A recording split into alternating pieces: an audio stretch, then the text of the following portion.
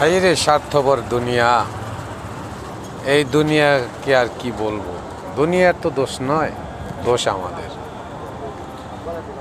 পৃথিবীতে একটা বাবা অনেক কষ্ট করে, অনেক ক্লান্তি, অনেক ঘাম, অনেক শ্রম।